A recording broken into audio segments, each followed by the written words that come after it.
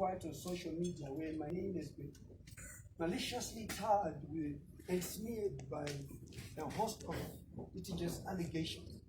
An overwhelming sense of responsibility and duty as a leader compels me to respond in order to dispel the negative connotations wantonly made against innocent youth, women, and men in the sphere of my life. I don't just leave myself, I'm thick-skinned, I've gone through it. And I had to take a decision to say, is this really, if it's about me, that's not an issue, but when it involves other people, I have a responsibility to protect people. As a father, son, brother, and foremost, as an elected member of parliament, the onus is on me to protect the integrity of these people and to responsibly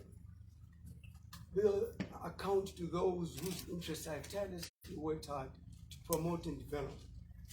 I do not purport to be perfect, that would be foolhardy, and certainly in my over 20 years of living in the public eye and selflessly dedicating my all towards the cause for national development, I have inevitably stepped on many people's toes. You've got to understand that I am the people's voice. I am the person that everybody comes to on any problem that they face. I'll go to Joshua Nkomo Housing Cooperative and expose Billy Rottenberg, expose Julaimon, expose Kidao. It's not easy. And I do that fearlessly because I have a mandate to represent people. I am the one again who exposed the corruption. And I'm informed. I have to do that because I have a mandate to carry as an individual. It's not easy. I have made regrettable mistakes. I have also learned some valuable lessons and continue to learn. In all this, I operate and conduct myself based on principle being my guiding ethic in everything that I do. In this regard, I hereby and unreservedly aver the following. Number one, I have the deepest respect for women. I grew up with women and girls around me, such that some of the most successful endeavors I've ever embarked upon have been directly influenced by women. For this, I'm grateful. Abraham Lincoln says, "For what I am and hope to be, I owe to my mother. For what I am and hope to be, I owe to my mother." I have further been blessed with a bevy of wonderful girls who I deeply adore. Of the 18 kids I have, 13 are girls, 5 are boys. It is therefore unfortunate of me to ever imagine or even consider young and vulnerable girls in any romantic or sexual manner possible. I've said this many times, that principally I do not date women who are the age of my daughter. I have never. I'm not attracted to them. I see them like my daughters. It's like having sex with my daughter. I don't principally. I've always dated women who are much older. My daughter is 30. I prefer dating somebody who's comfortably 40 and above. That's always been me. I've never, because I value and respect my daughter. If I am dating girls at the age of my daughter, what am I saying? What example am I leading? Though it's not a crime, but these are the principles that I've lived with in life. The mothers of my children are not at all the age of my daughter. It's something that I speak with a heavy heart, that I've lived by that principle. And I've shared this with you many times on many press conferences we've had.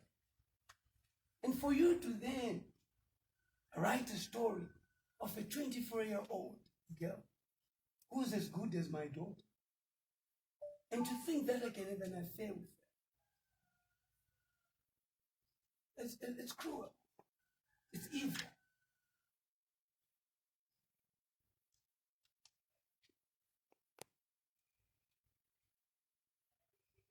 It is repulsive. It is a repulsive accusation that I cannot begin to imagine and have the mental trauma it has caused the young lady innocently dragged into the web of life. A young lady with a bright future who I respect and actively support along many others who have been brought into my purview. I run a scholarship of 600 children.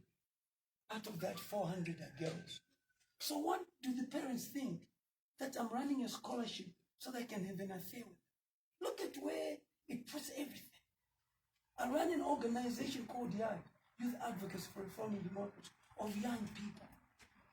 Junior counselors look up to me. I run public lectures for them. I've decided to mentor them because I've realized the politics of this country, no one has the time to mentor young leaders. So when the parents now hear this and they're sending them to me, what is that? What does that make of me? I mean, honestly, as a journalist, how can you be so cruel? How can you put pen to paper? Is pen to paper now the basis of destroying one's life? Is pen to paper so powerful that you wake up and you write what you want to destroy one's life? Has that become the drawing line of who we are today? Where you believe if you have hate for somebody, you are paid to write about somebody. You write a scathing article. So how do we reverse all this now? And with our laws which do not protect us when we sue you think you get away with it. Because they will also give you lawyers. They will sponsor you to defend you. May your conscience be your master. May your conscience be your master. Where is your conscience in these young people that you're destroying today? How do they repair their lives? And then you go in the pubs amongst yourselves in the media fraternity and you call yourself a great journalist with hits made out of lies. People have followed me and so forth. How do we reconcile it today? Where you abuse a woman who's emotional and you get information from her.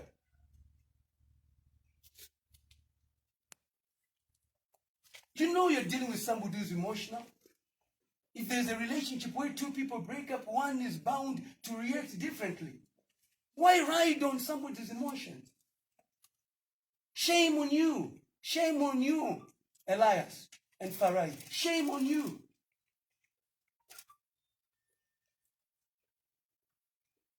A young lady who could be scared for life following as a result of emotional trauma caused by defamatory accusation. I therefore condemn and refute the allegation that I was ever or is in any relationship with the yard commander and for administration Ethnicus Benu with the contempt it deserves and put it to the strictest proof thereof. I am challenging that if you are true journalists, may you prove that. How do you suddenly say somebody's an affair? Where is the credibility of the media today? Where is your credibility? You see me walking with somebody, have an affair with them. Two, I understand the irrationality of the accusations against my person as a cry for attention from a smitten former partner. However, the damning sensational homosexual allegations on a heterosexual person is intensely conservative society that can only harm the innocent, irreparably destroy the reputation of a decent soul. My comradeship with Goodwill Yama is purely brotherly. In fact, Mkwasha wangu is married to Mliswa, and I therefore challenge anyone with evidence to the contrary to bring it forward. Journalists, because today I've said to you I've done this, you write this story. Where are the facts? Where are the facts? How many of us don't know of a couple married who, if the wife is not happy, can even go to the company and say, but I could be Raiman. But don't we live in a society where we hear these stories? And why have they suddenly become headlines? Why have they become headlines? We've grown up in homes We've grown up amongst people. What is new?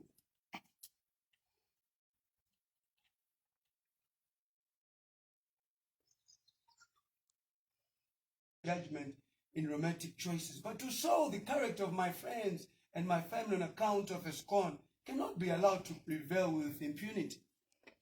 If there's ever a time that I'm going to move a motion in Parliament against journalists to be given 5 years, it's this time around. My key.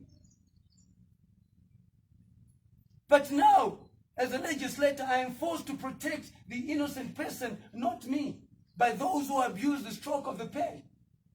There must be a law that has got to come in. And you know that the thing ruling party has always wanted to really curtail you. I'll move the motion. They have 2/3 and the bill will pass.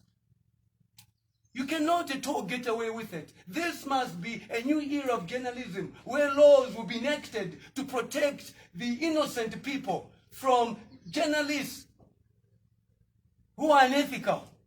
There must be a price that journalists pay for being unethical.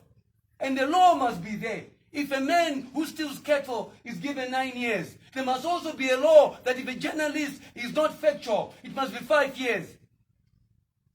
Just as much as there's been a law that says whoever rapes, there must go life in prison. This is as good as you putting somebody in prison for life.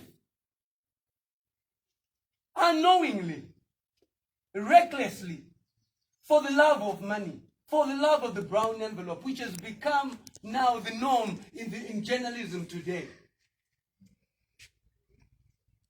May God prevail on the poverty of journalists, because this cannot continue. A spiritual intervention is required by God to take you out of this web so that you are able to write correctly and your ethics and Ubuntu is not lost as a result of this. We still have got to protect that.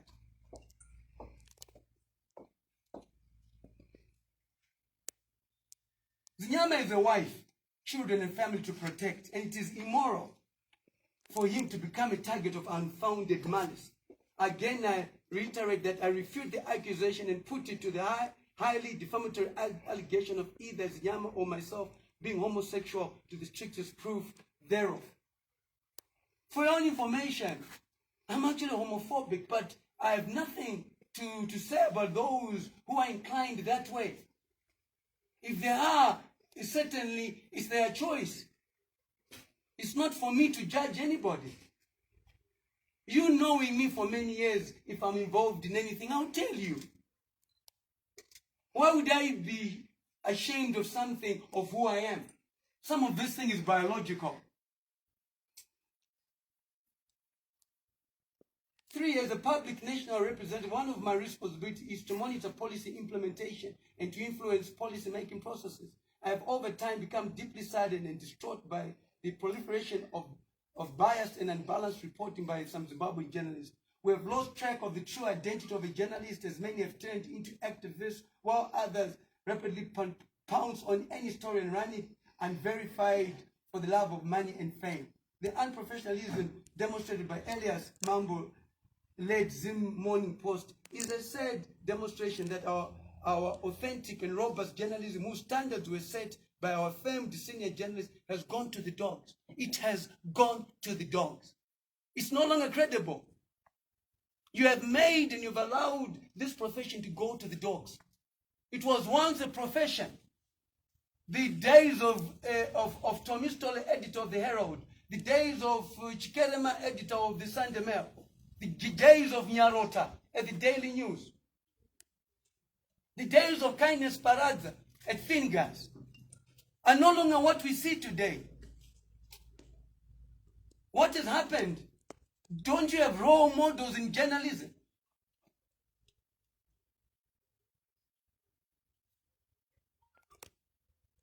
It is a simple tenet of journalism efforts to produce a balanced report where all key players in the story have their perspective represented before a story is published. I have a message here from him, and then after it's published, the story wants to talk to me.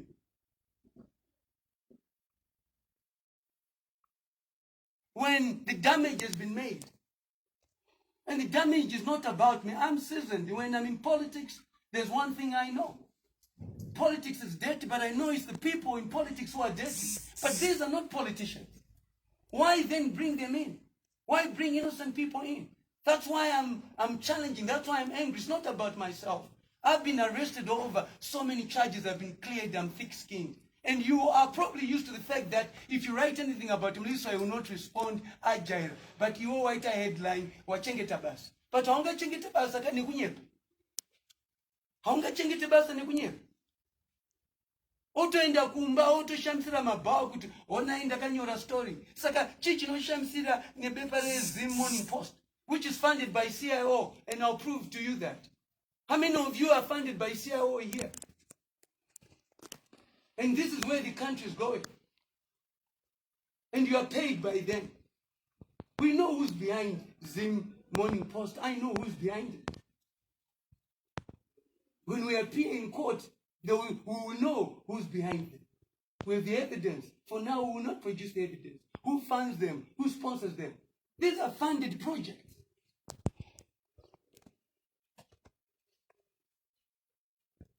I therefore call on all media players to revert to the foundations of journalism that have prompted reasonable and balanced reporting at all times. Journalists like Elias Mambo and Faramachi seem to be more of a national hazard and a threat to national security. When you as journalists start writing lies, it's a national security issue. This is a national security issue. When you lie about other people. I'm a national member of parliament representing all you. And then you allow yourself to be pushed to this limit. Journalists of this mode are ruled by the love of money and fame at the expense of everything, including media ethos. I've since taken legal recourse in an attempt to remedy this indiscretion. I've lodged a formal complaint to the Voluntary Media Council of Zimbabwe. Here it is. I wrote to the executive director on this. Because we cannot have this going on. And it must be a lesson. And it's not for me, it's for the next person. Because if you are clearly doing it to me, what about the innocent person?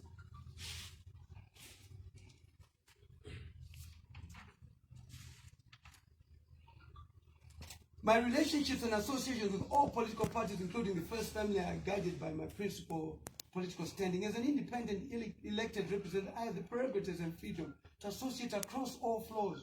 I do this in the interest of national development above all. Allegations of plotting, attempted murder, and against political players can only be described as malicious, scornful, and unfair. I mean, to show you that it's a project, you talk about July Moy, who loses a parliamentary election, and is on the job of the mercy of the president. I mean, why would you really think that I would really want to even talk about July when I win elections where I beat his party and he fails to win elections? I mean, July Moy, who's well known for being ambitious, July Moy, who the president himself knows that convened a meeting of the Varonji chiefs, Wanamoyo, so that he could be in power.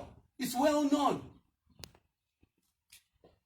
July Moyo convened a meeting. Nana Varonji nekuti ndimoyo. Vachiti isusu ndistinotonganyika. Chief Charumbira was not there, and the president knows about it. July Moyo, who has failed dismally to run the local government to a point people regret why Chombo went.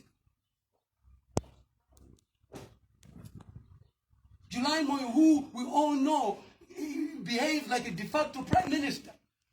I've challenged him on tweet to say that you don't have the political capital to support the president.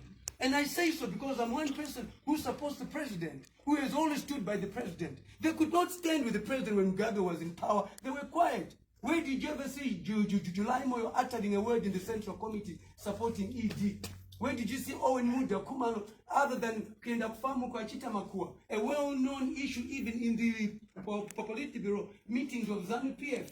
where they now want to bring in the factional politics of ZANU-PF.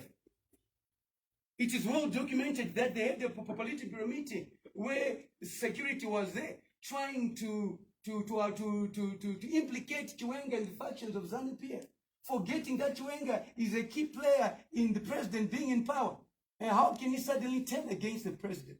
Makuanaita kufamu Kwekwe Midlands has destroyed the thing president. All the people around him in the DCC elections, they lost. So where is their political capital at the end of the day? What are they doing on the president? July is the Chombo of Mugabe. And ultimately Mugabe was destroyed by Chombo. July is the Chombo of Mugabe. Mugabe was destroyed by Chombo. Mark my words. There is no politician who can sustain the lives of the Midlands the way July and Muda works, where there's no credibility. Mark my words. I told this to the former late President R.G. Mugabe that Chombo is not good for you when I was the chairman of Marsh West. He looked at me, he said yes, but he don't do anything about it. Leadership is about making decisive decisions that move this country forward with people with economic capital or political capital. If they don't have both, you don't need them.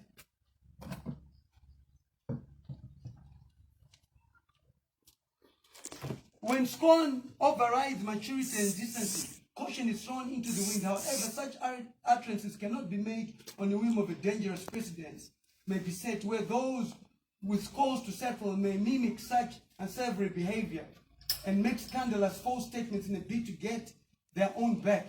In this regard, I've written to the Director General of Central Intelligence Organization. I am challenging the Central Intelligence Organization to investigate all the allegations. If they don't investigate, they're part of this project.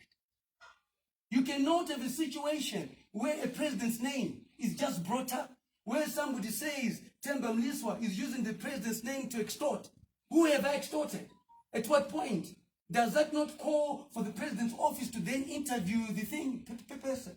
Where you have allegations that have been going around the country, okay, which kind of wanting to be the president, may it be known that if the good Lord wants the president, Nangaba to be president like he is, it's him. If the good Lord wants Chamisa to be president, he will be president. If the good Lord wants Chiwenga to be president, he will be president. If the good Lord wants Bonzora to be president, he will be president. If the good Lord wants Themba Mliswa to be president, he will be president. And when the good Lord decides, he puts a hedge around you to be protected.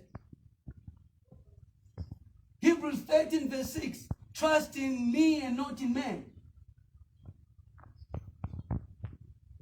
The president that we have right now was very quiet when he was being attacked. But today he is the president. When the good Lord has his plans, which are good plans for all of us, it will manifest. Whether you've got the strongest army, you've got the strongest CIO, we had resigned that the former late President R.G. Mugabe would die in power. All of us here. All of us here. Whoever puts their hand up and says it's not true, then you're lying again. It's a trait of journalists who's lying. We all had resigned to that. But was he not out of power? When the good Lord decides to do what he'll do, he will do.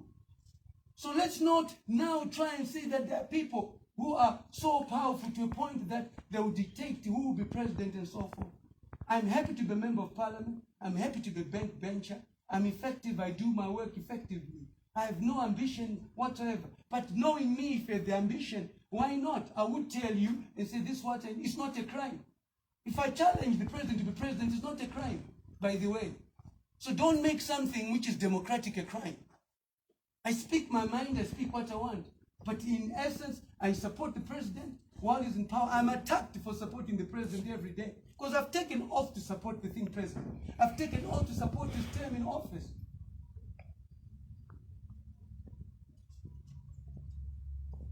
So when you now think that you want to assassinate the son of the president, where does it come in?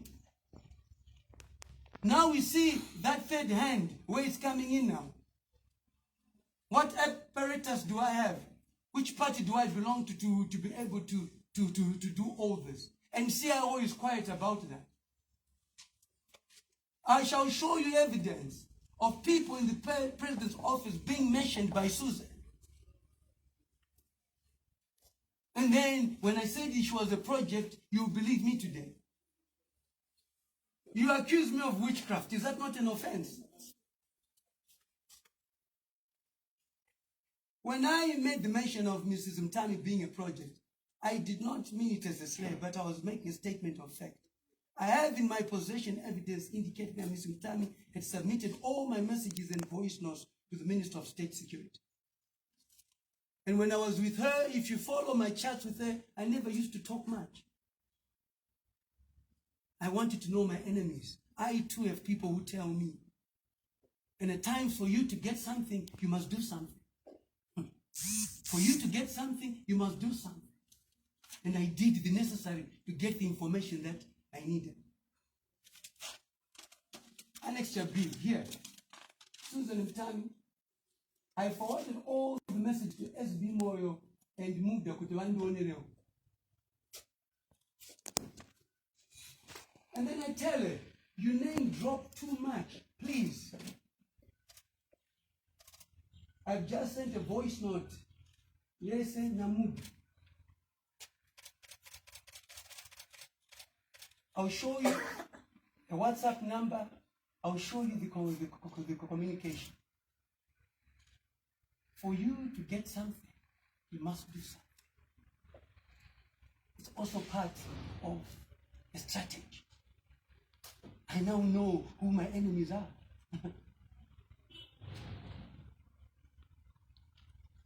We have access to this. Not only that, we have access again here. Owen Muda. Last seen on thing. Here is the date, Susan Mtami. Owen asking, what is happening to police Kunoton?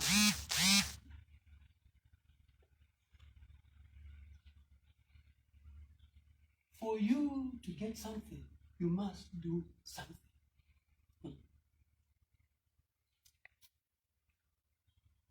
This is what I wanted to get. I wanted to know who my enemies were. I wanted to know who was plotting my downfall. The Minister of State Security, Owen Muda, here.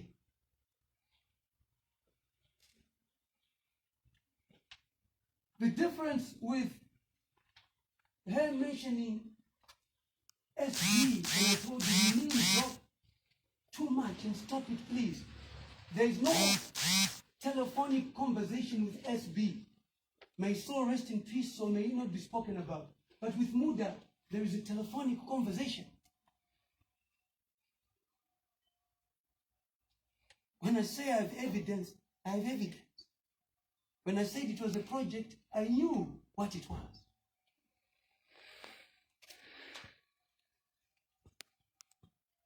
When we now talk about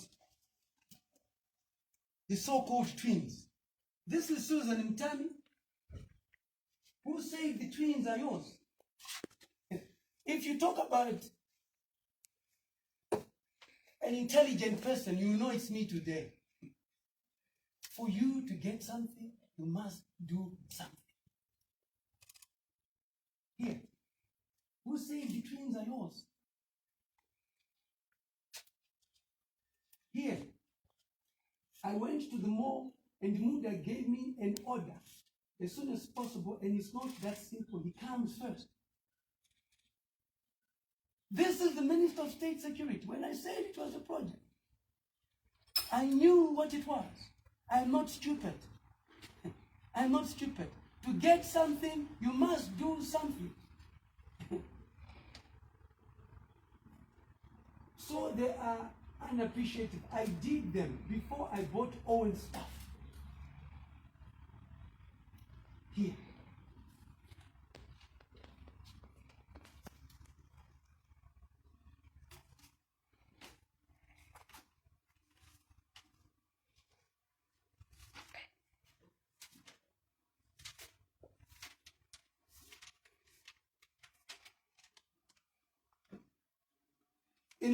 In light of this is information that was used against me and crafted in a manner to discredit me in a deliberate and taken its mere campaign. So when she went out first, she knew what was coming. Can she show you pictures where I'm nude with her? Or I'm nude? The pictures that you see are pictures which are, that's my office. When you meet, you come. Before she went to the embassy, she came to Norton. I need to know who you are. For her to come to Norton, it was. But I asked her a question. I am not a ZANU-PF MP. Why did you come to Norton? She says, Muda said I must go to Norton. That's when I picked it up. Don't you think that donation would have been good for a ZANU-PF MP and an independent? Are ZANU-PF MPs not in need of that equipment? So it was a discussion that had picked that. It was a consensus to say, okay, let's take it to Norton. She was ahead of the game. I could see where she was getting at the end of the day. She then said, oh, your mother gave birth to a great man who worked so hard. Can I go and give her flowers? That picture, and I must say this, gentlemen, let's respect our mothers. That picture of her giving a huku, kutanga anima flowers. Mayonga nichingeta machongu and so forth. And then Makuti, so I want to just clear that. My mother is a decent woman. She's a loving person, just like any other mother. So I want to clarify that. It was the flowers she insisted with communication. Themba. We had already discussed all that. We have also our own intel. Don't think that we don't have our intel. But I was not there. She was then given a chicken. In light of this, I have compiled evidence to back up my assertions in here and content, ready to be produced before a court of law, issuing a verse. Names and messages, audios, etc. Names of those who aided in the payment of duties to bring in the containers from Australia were duped of fee. Those containers, it's donations, but people are paid. You pay. I paid 10,000 US. Yet it's donated stuff. I've written to the Australian embassy, and I'll show you that. Because they call citizens, Zimbabweans doing well. Interview all the MPs that have received donations.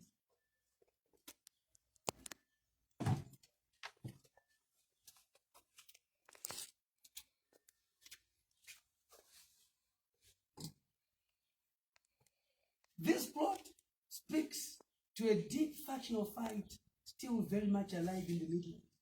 I'm still clearly viewed as a threat, lest we forget. I've gone to the Midlands, to my village, to build. And they're trying to do anything. It is common knowledge that Comrade Moyo held a meeting with the chief, trying to implicate the Honorable Vice President Chiwenga.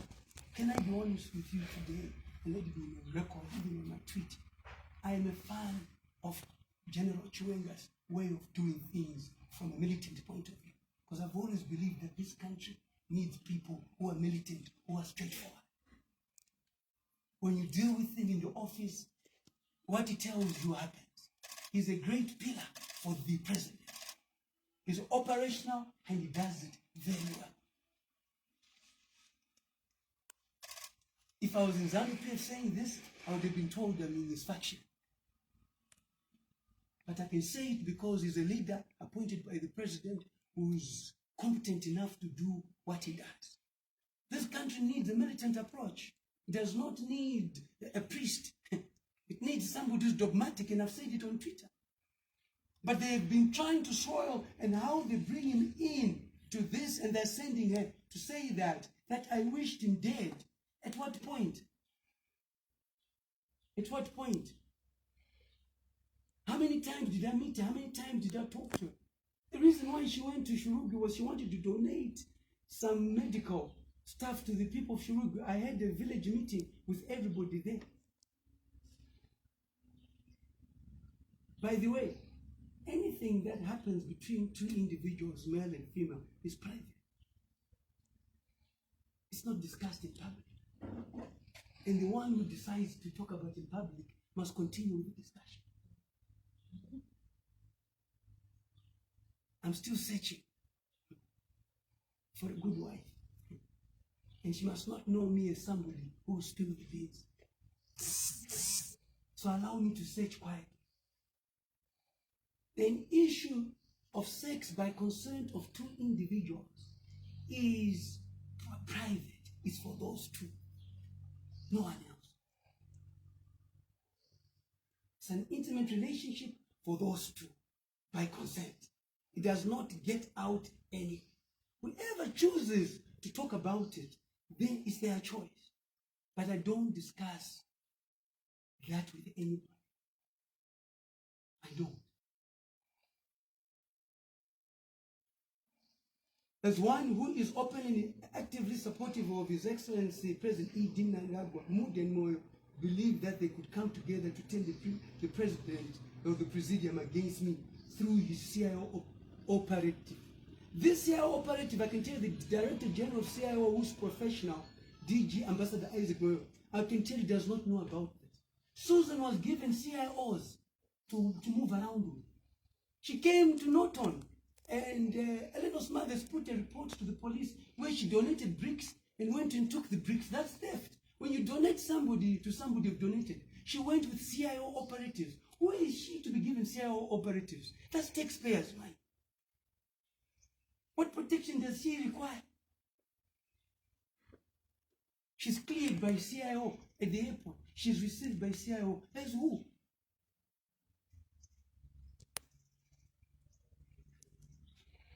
I may have fallen for the operative, but been able to see through and expose the scheme.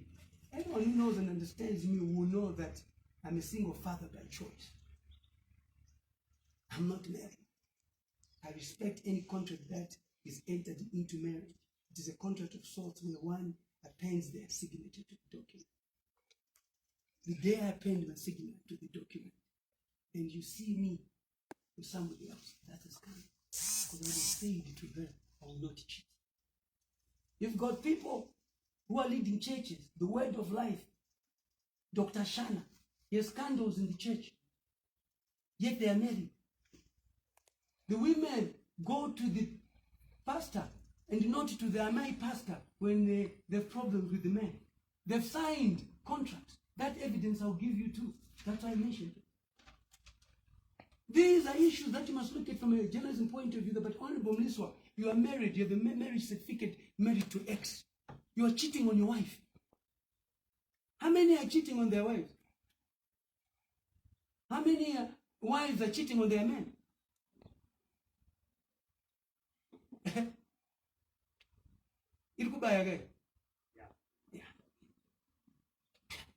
So let's not, so it was not the issue. I've observed the deceitful behavior many conduct in their marriages and have decided that marriage is not for me for now.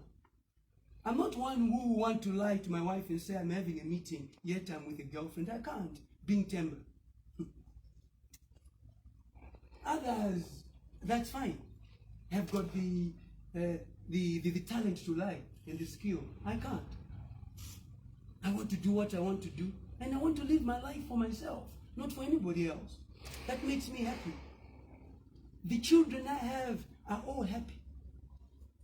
I've never been taken to court for failing to look after them. Out of the 18 children I have, for own information, I'll disclose it. 4 are not mine. And I told their mothers, but I continue to just look after them. We always think that it's men who are dishonest. It's not like that. They're young children. I've even included them in my will. They'll get their education. They'll get what my kids will get. It will be up to the mother to say to them, I would break their hearts. I'm human. Whether one agrees or disagrees with my choice is a matter of another day. However, the fact that I am unmarried and for one to insinuate a formal introduction to my mother is to respect my beloved mother, my value systems, and my plan of life. The facts of the matter are that flowers were bought as a token to my mother in acknowledgement to a woman with nature such a kind-hearted person. Naturally and unwittingly, I oblige. I am flabbergasted at how this has been misconstrued. 7, whilst I'm an independent House of Assembly, represent my sister, Honorable Themba Mliswa is an active member of the ruling party, ZANU-PF, a trusted government minister, loyal, serving under the capable leadership of His Excellency, the President of the Republic of Zimbabwe, Commander of the Defense Forces, B.D. Nanga. Honorable Themba Mliswa is a high achiever. Let me tell you one thing about our father. Our father was involved in Zika. Our father was very close to Joshua Kony. He refused to be in politics after the thing started. If you want to know more about my father, go to SK1 and to General Mtiti. They're the ones who tell you more. My mother went to school with Honorable Tombo Gara in Zambia. That's where we were born. He refused. They'll tell you that Joshua liked him. When the communists tell me, Joshua liked your father, my father was Peter Mliswa, and he had charisma. He taught us well. When we were young, when we grew up, he wanted us to always read the newspaper. And Mary always read the newspaper, and my father nicknamed Mary British, as young as she was. That she spoke well, she read well, and she was eloquent. So the way she speaks is because our father spent time getting us to read the newspaper articles when we were young. I failed the test because I would stutter, naturally. But Mary would not stutter and pass the test. So we have an upbringing which is sound. Of a father who was a social worker, a mother who is a nurse. We are 6 in my family. My father had 1 wife and 6 kids. Me having 18 kids is my choice. My brother is married with 2 kids. My other brother is married with 3 kids. I'm the firstborn. It's a choice I made. When 2 people agree with what healthy, it is a new order. You agree. Damage in the no badder. Rapana, Kwewa now 18 no badder damage. Wamorgan never cause no grower, can a mumba. You know, respect a culture. And I do that.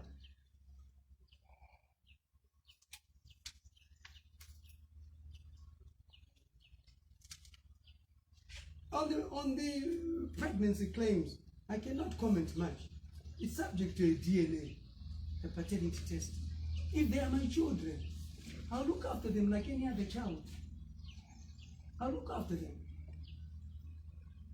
But I say, a DNA. I'm aware of many things, and I would not want at this point in time to talk about Susan. Susan is a mother of one, a great young man called Tendai, who I think by all means, you must also think of him. We must be careful that we are dealing with somebody who in a way needs help mentally. And I will not take this time to pounce on her. I will not do that. I'm hoping that the help that she needs will be given to her. Mental illness comes in different forms, and it needs help. It is my appeal to her that she's a great young man who will grow up, and she's done well in looking after him. And may she continue doing that. And may the media stop abusing such women who are emotional. It's sad. Finally, I owe a debt of gratitude to those who have stood by me through all this work, took time to know and understand me for who and what I am, and not for the scandals I've targeted at me. I sincerely apologize to all those who have had their names unceremoniously and that was dragged into this debacle. That to me is what made me meet you today. It's about a leader thinking of other people around you who you work with. I don't want people working with me to think that there's a scandal, I don't stand and defend it. I must emerge and defend the people I work with. I further apologize for causing any undue stress and confusion to the constituents of Noto. But funny enough, I told them to discuss this issue in groups. They said, no, this is your private life. There's no taxpayers' money involved. The CDF, they account for it. You go beyond the call of duty. You do what you have to do, and so forth. I reassert my commitment to all in Noto, continue uplifting the community. I've never abdicated my role as a legislator, and I thank you for the support. Thank you too for all those on social media who have had the courage to look beyond the sensationalization and have sent and posted messages of encouragement, support, and appreciation. Daily I pray for a united and productive Zimbabwe, a Zimbabwe that accepts and meets everyone at their point of need. There's a lot at stake that requires maturity and tolerance, both men and women, pulled together for a betterment of the country. Above all, let the spirit of Ubuntu reign as we thank God for blessing. As we have such a beautiful country, with the resources, now let us make the right choices and come together for the unity and purpose of prosperity. Don King said this: I don't care what you write about it. Publicity is publicity, whether bad. But as long as you spell my name correct in your article, I don't care what you write about me. Publicity, whether bad or good, is publicity. But as long as you write, you spell my name correct. I have realized that I have a following that I didn't realize. And it has made me realize that whatever I do, there are people who believe in me more than I ever thought. And as such, I'll do the necessary not to let it down. I appreciate that. Social media today is critical, but it does not determine who will win the election. But I'm on it, I understand it, and I was quite humbled by the debate which was there and so forth. And I'm hoping that with this conference, session, a lot of issues have been clarified, and I think the truth is now out. It was a project. Yes. Thank you. My worry, and I will, before everyone else asks the question, because I'm afraid maybe they might let you go. Honorable, you called us to your home, and I'm assuming this is your house. I've never been here to insult us. You have challenges, you have problems with one publication which you have raised, and two individuals who you have named, that is Farai Machanere and Elias Mama of the Zimbabwe Morning Post. But you have chosen to blanket every journalist with that particular unethical journalist blanket. Yet I, for one, I don't know how many others, are some of the people who came into your inbox to say, Honorable, I'm hearing one side of the story. May you please share your side of the story with us? You get what I'm saying? But you have chosen to ignore that and tell us that you go on to raise a motion that will, in the long run or in the end, curtail our enjoyment of freedom of the media. The same freedom which has taken us here. Comrade, freedom cannot be abused. I am saying no, but freedom cannot be abused. Do you realize? No. I want to correct you. Okay, I want to yes, correct you. Freedom cannot be abused. I agree. It cannot be abused. I agree now. I agree. It cannot be abused. But do you realize that? I'm just taking some questions for 5 minutes.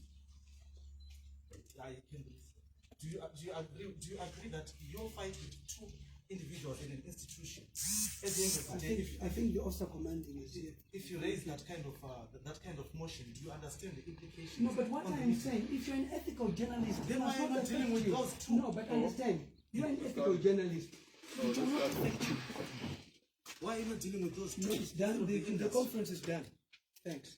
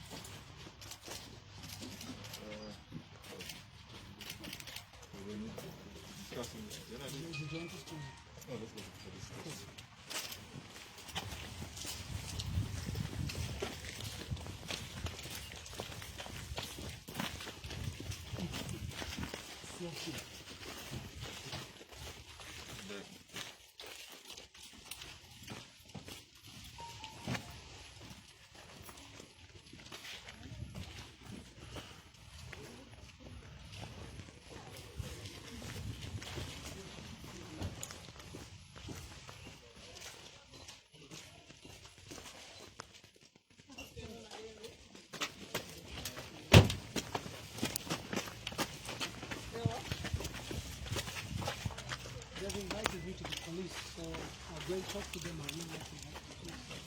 Is it because of the threats to the plot you mentioned? I think you now have the evidence before you, and I think it's important you report correctly and accurately. I've been through this before. It's not an issue. Why do you think you're that much of a threat? I say the truth. I'm outspoken. I'll remain outspoken. But you've got the thing facts now, so thanks for coming.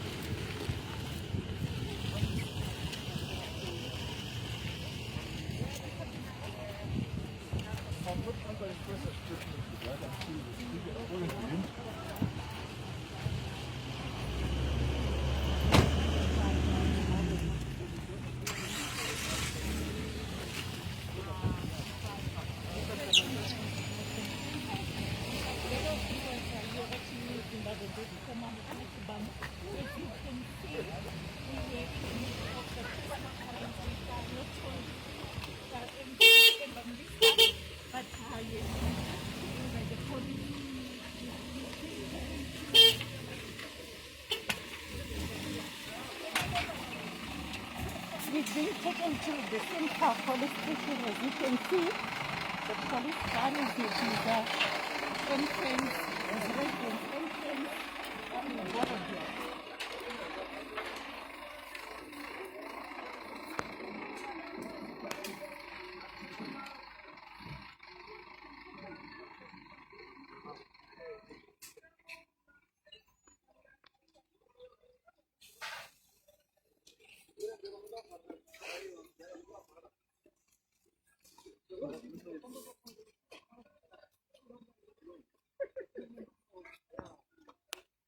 Now you can close, Samson. You can close it. No, open it. Just do it. Don't lock. Just close the gate. So mine I'm cut. So mine I'm good. What?